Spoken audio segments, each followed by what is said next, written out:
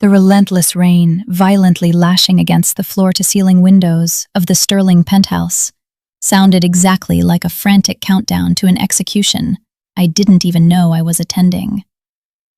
I stood before the massive gilded mirror, my fingers trembling slightly as I adjusted the delicate straps of my midnight blue silk dress that felt more like a shroud than a celebration.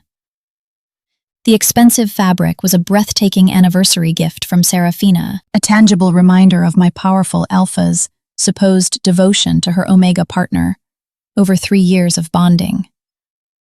The heavy scent of crushed cedarwood and cold rain, Serafina's signature dominating pheromones, clung to every single surface of the opulent room like a possessive, invisible hand. It was a deeply intoxicating scent that usually brought my Omega instincts a profound sense of comfort and absolute security, settling the natural anxiety of my lower status. Tonight, however, the overwhelming fragrance felt suffocating, almost like a physical weight pressing down on my lungs and warning my subconscious of impending, jagged doom. Serafina was standing rigidly by the massive mahogany bar at the far end of the room, her broad shoulders tense beneath her perfectly tailored charcoal blazer that cost a fortune. My alpha was a flawless portrait of predatory grace, her piercing silver eyes scanning the city skyline, as if constantly searching for weaknesses in a rival empire to devour. She poured 2 glasses of vintage amber liquid, the expensive crystal clinking sharply in the sudden, oppressive silence that seemed to swallow the ambient noise of the city. I walked towards her with the soft, submissive grace expected of a sterling consort, my heart swelling with a naive, blinding trust that was about to be weaponized against me. I took the glass she offered, the liquid burning a slow, rhythmic trail down my throat, completely unaware that this was my absolute last taste of a life of luxury and freedom. I didn't notice the microscopic way Serafina avoided looking directly into my eyes. Nor did I notice the cold, clinical tightening of her strong alpha jaw as she checked her watch. I certainly didn't hear the silent, synchronized footsteps of the federal tactical team assembling in the private, carpeted corridor right outside our soundproofed mahogany doors. The sudden, violent shattering of the penthouse doors snapping open made me drop my glass, the crystal exploding into 100 glittering shards across the polished marble. 6 heavily armed officers flooded our sanctuary in an instant, their dark tactical gear a harsh, violent contrast to the delicate, golden luxury of the Sterling estate. The lead detective, a stern-faced beta woman with eyes like chips of flint, stepped forward holding a piece of paper that looked exactly like a death warrant for my future. Elara Vance, you are under arrest for the theft of proprietary medical research and mass corporate espionage against the Sterling Pack. The detective barked with a terrifying finality. I felt the marble floor drop out from beneath my feet, my mind desperately struggling to process the absolute, crushing absurdity of the heavy accusations being leveled at me. Serafina inched to protect her mate. Her posture inched to protect her mate. Her posture remaining as rigid and unyielding as a statue carved entirely from black ice and corporate ambition. The evidence was found fully encrypted on your personal drive, Elara, including the offshore transfer receipts to our rivals, Serafina stated, with a voice devoid of any love. You sold the Sterling medical patents to the rival Vane family, compromising the security and the financial future of every member of this pack, the Alpha continued coldly. If you're here for drama like this, subscribe to Alpha Files. I felt the sacred mating bond between us suddenly turn into a jagged, agonizing wire that sliced directly through my chest, severing our souls with a psychic scream. The pain was both mental and intensely physical, a crushing blow to my Omega heart that forced me to my knees right there in the spilled whiskey and broken glass shards. You planted those files on my computer while I was sleeping, didn't you? I gasped, the horrific realization washing over me in a freezing wave of absolute, terrifying clarity. I am doing what is strictly necessary to protect the Sterling Empire from a federal audit that would have completely destroyed everything I built, Serafina replied softly. The board of directors desperately needed a scapegoat to offer the authorities, and an orphaned Omega with a scholarship background is a liability no one will ever miss. The heavy click of the cold steel handcuffs around my delicate wrists sounded exactly like the final nail being driven into a coffin made of sterling gold and lies. I didn't scream for mercy. I didn't fight the aggressive officers as they hauled me up from the floor, and I absolutely refused to shed a single tear for the woman I once loved. I looked back at Serafina one last time, watching the woman I had worshipped calmly turn her broad back to me to gaze out at the city she had chosen over our bond. The descent in the private elevator was a humiliating blur of flashing red numbers and the heavy metallic scent of the armed guards who stood between me and my life. By the time I was aggressively pushed into the back of an armored transport vehicle, the news of my fabricated betrayal was breaking on every news screen in the district. The media instantly branded me the Black Widow of the Sterling Heights, a manipulative Omega who had seduced a powerful female alpha only to steal her empire's crown jewels. My trial was a horrifying masterclass in corporate assassination, completely funded and meticulously orchestrated by Serafina's elite legal team from the dark shadows. The corrupt judge slammed the heavy wooden gavel down, sentencing me to 10 grueling years in the maximum security wing of the Blackwood Correctional Facility, without parole.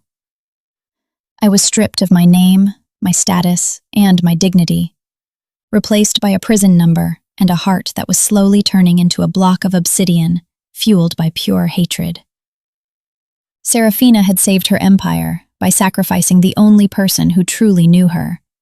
And as the prison gates closed, I made a silent vow to return and burn it all down. Every night in my cold cell, I replayed the moment of her betrayal, using the agony of the broken bond to fuel a new, dark strength that the Alpha never suspected I possessed. The naive girl who loved Serafina Sterling died that night in the back of the police van, and a vengeful ghost was born in the shadows of Blackwood's iron walls. The first agonizing year in Blackwood systematically stripped me of everything that made me soft, replacing my sweet jasmine scent with the smell of bleach and rusted iron. As a vulnerable Omega tied to a high-profile corporate scandal, I immediately became a prime target for every violent gang operating within the concrete and wire walls. I learned terrifyingly quickly that survival meant becoming entirely invisible, keeping my head down and locking my emotions away in a dark vault inside my fractured mind. During a brutal, unprovoked riot in the laundry sector, a rival pack enforcer shattered my left leg with a steel pipe, leaving me with a permanent, agonizingly painful limp. The prison infirmary offered absolutely no sympathy, only a crude metal brace and a harsh warning to walk faster if I wanted to stay alive among the predators in the yard.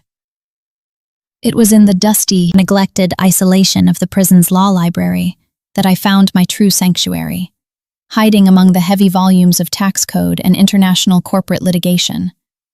I desperately befriended a disgraced former financial officer named Margot, a cynical, older beta woman who recognized the cold, burning intelligence behind my deadened eyes.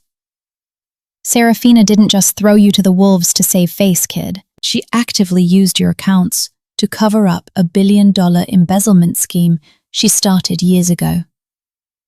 Margot explained the complex math of the Sterling betrayal, showing me how the Alpha had been skimming from the PAC's pension funds to fuel her private territorial wars.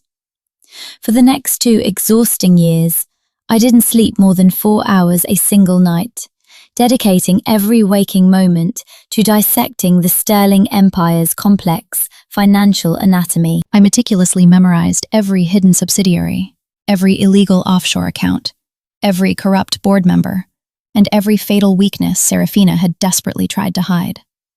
I slowly realized that simply clearing my ruined name was a foolish, small-minded goal, because true justice meant aggressively taking the very empire Serafina had stolen. Through Margot's extensive underground network of crooked guards and outside contacts, I managed to smuggle a highly coded letter to the most dangerous woman I knew. Adrienne Thorne was the most ruthless rival female alpha in the Western District, a woman who fed on the bloody carcasses of failing companies and broken dynasties. She harbored a deep, historical, and violent hatred for the Sterling bloodline that went back 3 generations, and I knew she was the only one who could help me. Our clandestine meeting took place in the bleak, fluorescent-lit visitors' room of Blackwood, separated by a thick, smudged pane of bulletproof glass and a decade of pain. Why should I invest millions of dollars in the complex legal defense of a convicted Omega corporate traitor like you? Adrienne asked with a predatory, assessing gaze. Because I don't just know exactly where Serafina's darkest financial skeletons are buried. I have the heavy shovels ready to aggressively dig them up for the world to see. If you fully fund my federal appeal and quietly give me the massive seed money to start a ghost corporation, I will hand you the Sterling pack on a silver platter in 5 years. Adrienne smiled, a genuinely terrifying expression that exposed her sharp alpha canines, and she agreed to the blood pact without a single moment of further hesitation.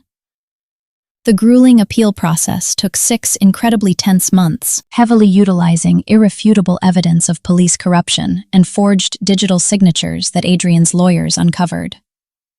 When the appellate judge quietly vacated my sentence to carefully avoid a massive public scandal, I walked out of Blackwood's heavy iron gates a completely free woman.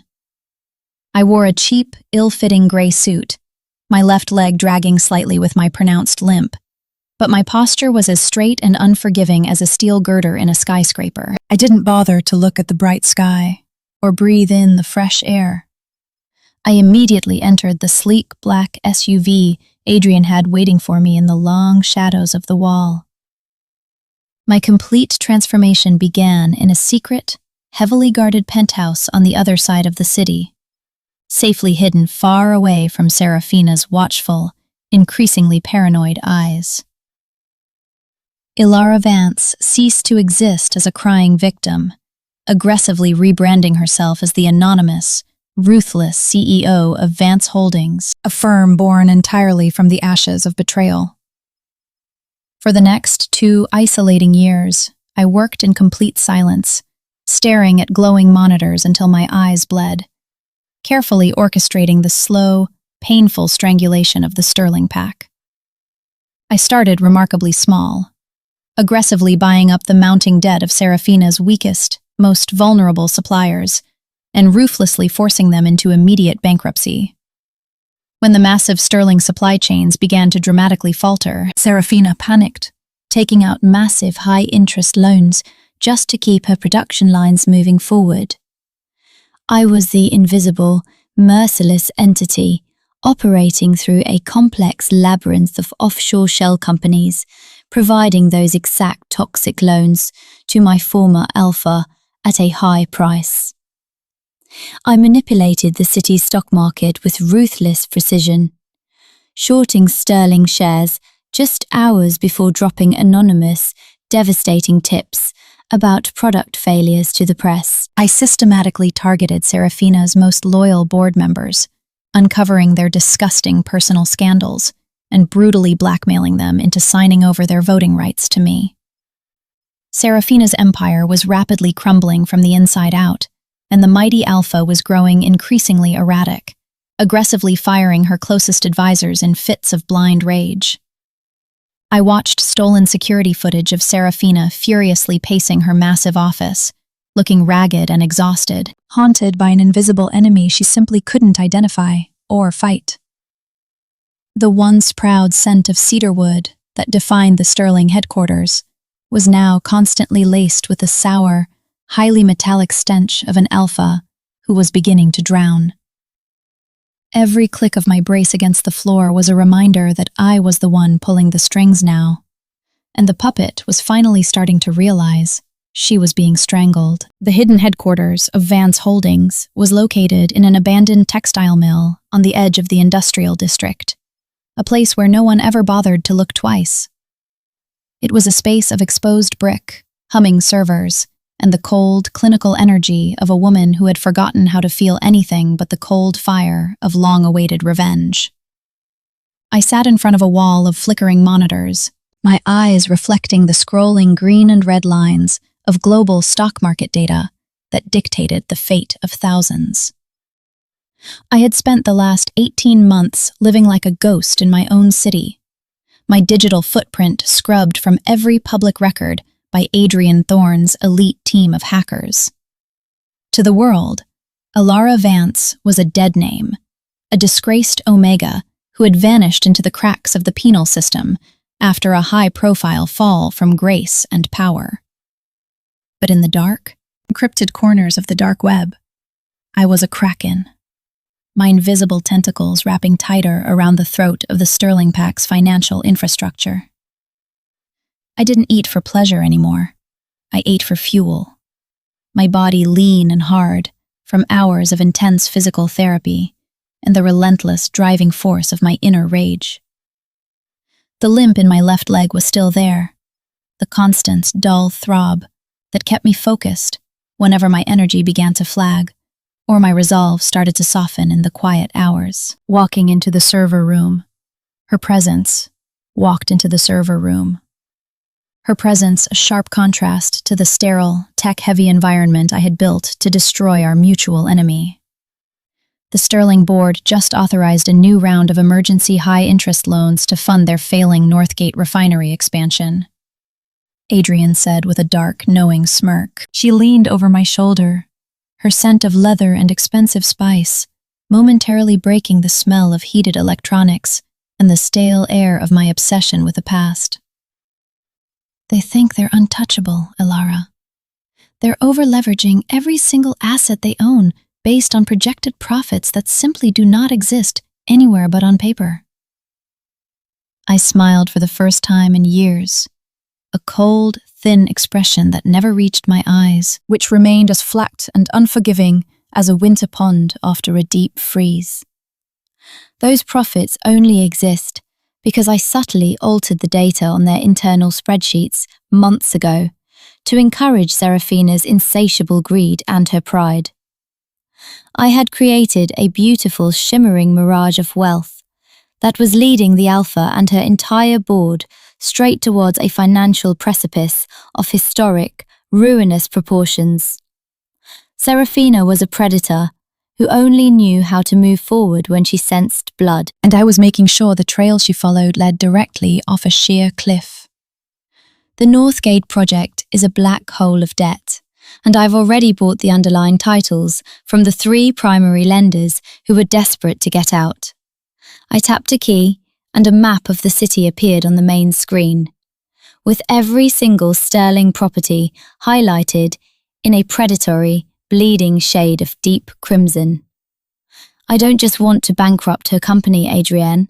I want to own the air she breathes, the ground she walks on, and the very name she takes such pride in.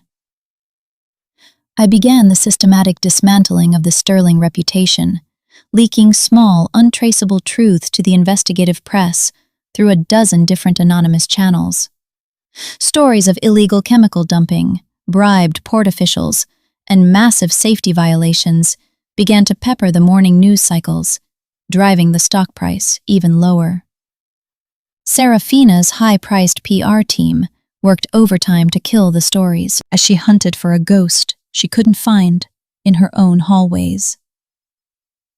I watched through hacked security cameras as Serafina smashed a crystal decanter in her office, her silver eyes wild with a growing invisible fear that she was losing control. It was a magnificent irony, watching the woman who framed her own mate succumb to the weight of her own manufactured lies and the betrayal of her own instincts. I spent my nights practicing my public return, standing in front of a mirror and perfecting my mask of cold indifference, stripping away any hint of the girl she knew. I wore a high-tech brace on my knee beneath my tailored trousers, a hidden cage of steel that allowed me to stand for hours without showing the weakness she expected. I didn't want Serafina to see me as a victim or a survivor. I wanted to be seen as a superior, unstoppable force of nature that had come to reclaim its due. Adrian provided the final piece of the puzzle, a VIP seat at the upcoming Sterling Winter Gala, the most exclusive and high-stakes social event of the entire decade. It was the night Serafina planned to announce the supposed success of the North Gate project to her largest investors and the world's financial media outlets. She'll be at her most confident, surrounded by the people she thinks she's impressed, and that is exactly when we will pull the rug out from under her feet. I looked at the gold-embossed invitation, the sterling crest feeling like a piece of cold lead in my hand, representing everything I was about to destroy forever. Confidence is just a temporary lack of information, and tonight, I am going to give Serafina every single piece of information she has been missing for years. I spent the week before the gala coordinating with the Sterling board members I had already secretly turned through blackmail and promises of future positions in my firm. I didn't just bribe them with money. I bribed them with the chance to survive the coming collapse, showing them the irrefutable evidence of Serafina's personal embezzlement. By the time the sun set on the day of the gala, the Sterling empire was already a hollow shell, held up by nothing but the desperate pride of a woman who refused to see the end. I dressed in a suit of deep, blood-red silk, the color of a wound that refused to heal and a fire that refused to die, until everything was reduced to cold ash. As I looked at my reflection, I realized I didn't recognize the naive Omega who used to wait for Serafina with a loving smile and a heart full of trust. The girl who believed in the sacred safety of a mating bond had been replaced by a titan who understood the absolute, undeniable power of a well-crafted contract. I picked up my encrypted tablet, the screen glowing with the digital kill switch for the Sterling Pack's entire infrastructure, and walked out into the cold night. The black sedan was waiting, and as we pulled into the stream of city traffic, I felt the rhythmic throb of my knee, a drumbeat of war that resonated in my very soul. The Sterling Hotel loomed ahead, a palace of light where the city's elite were gathering to worship a false queen, completely unaware that her reign was over. I stepped out of the car, the cool evening air carrying the faint, distant scent of cedarwood, but I didn't flinch. I simply marched toward the entrance to claim my throne. Serafina Sterling stood at the center of the grand ballroom of the Sterling Hotel, lit by 1,000 crystal chandeliers that cast a cold, mocking light on the elite. Serafina Sterling stood at the center of a circle of sycophants and fawning board members, her laughter sounding forced and hollow to my highly trained, cynical ears.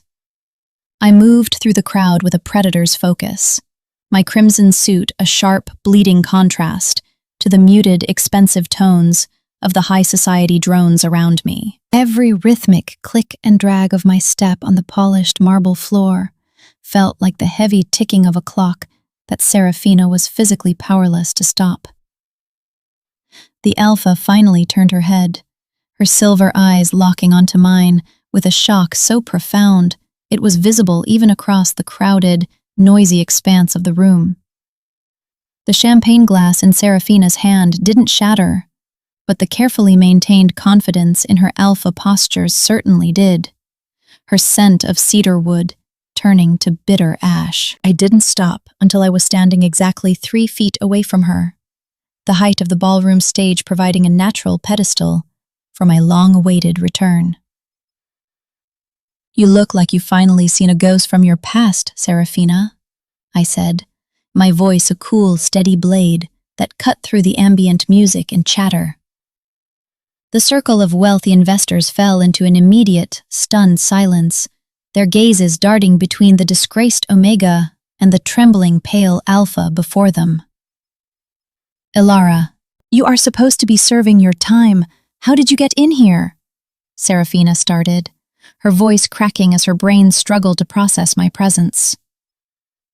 "I was supposed to be dead, or broken, or forgotten in a concrete box, while you played queen of a kingdom built on my sacrifice and your disgusting lies." I stepped closer, the sharp metallic scent of my jasmine pheromones flooding Serafina's personal space, like a lethal challenge she wasn't prepared to answer. But Blackwood is a very educational place for those who want to learn, and I spent every hour of my time learning exactly how you built this throne of rot. Serafina tried to regain her composure, her alpha instincts flaring in a desperate, pathetic attempt to dominate the room and silence the woman she had ruined.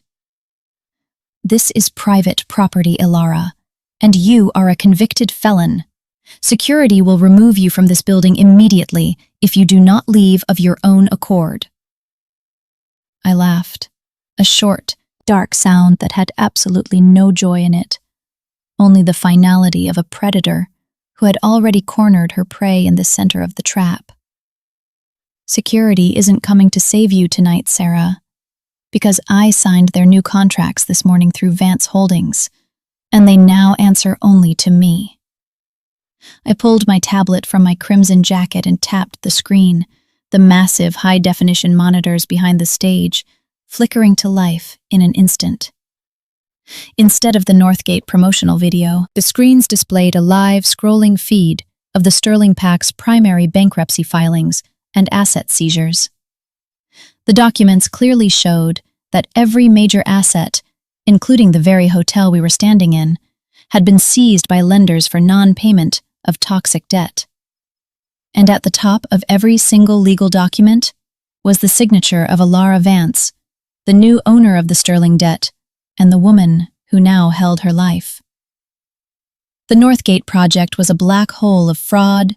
The offshore accounts are completely empty, and your own board has already voted to remove you from power. The ballroom erupted into a panicked roar as the city's elite realized their billions had evaporated in a single moment of absolute, calculated, corporate vengeance. Serafina looked at the screens, her face turning a sickly mottled shade of gray as the reality of her total, public destruction finally hit her like a train. "You can't do this. The PAC, the people, they depend on my leadership to survive," she screamed, her alpha pride finally crumbling into pathetic dust and tears. "The PAC depends on strength, and you showed them nothing but the cowardice of a woman who frames her own mate to cover her tracks," I replied with cold steel. I turned to the crowd, my voice projecting with a dark power that silenced the room and demanded the absolute, undivided attention of everyone present. "Serafina Sterling is no longer your CEO, and as of 5 minutes ago, she is no longer the alpha of this city or this PAC," I announced to the room. I looked at the board members I had turned, and one by one they stepped forward to stand behind me, abandoning the woman they had served for years. It was a public execution of a legacy, a bloodless digital coup that left Serafina standing entirely alone in the shattered ruins of her massive ego. "I gave you everything you ever wanted, Elara. Why would you do this to us?" Serafina sobbed, dropping to her knees on the stage as her world ended. Elara knelt down, my injured leg groaning under the weight of the move, and I gripped Serafina's trembling chin with a hand of cold, unyielding iron.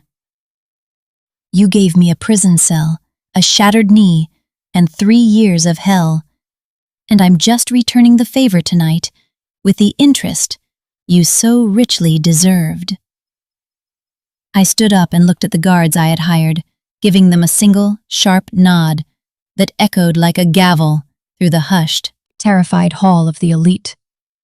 Take her to the federal authorities. The evidence of her embezzlement in the original framing of my trial is already being uploaded to their servers as we speak.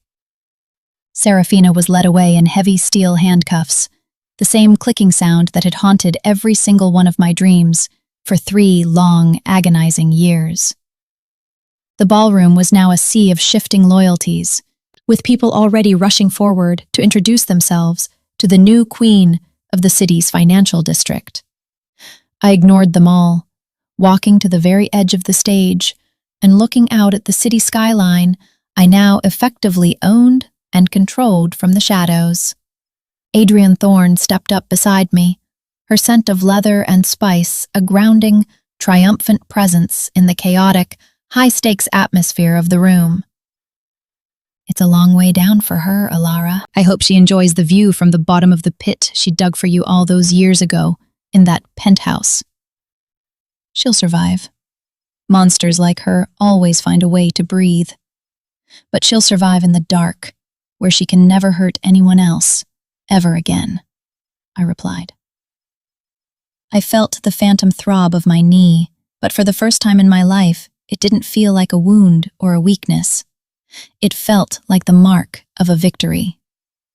I walked out of the ballroom, my rhythmic step a steady, unbreakable march toward a future I had built for myself, with my own blood, sweat, and rage.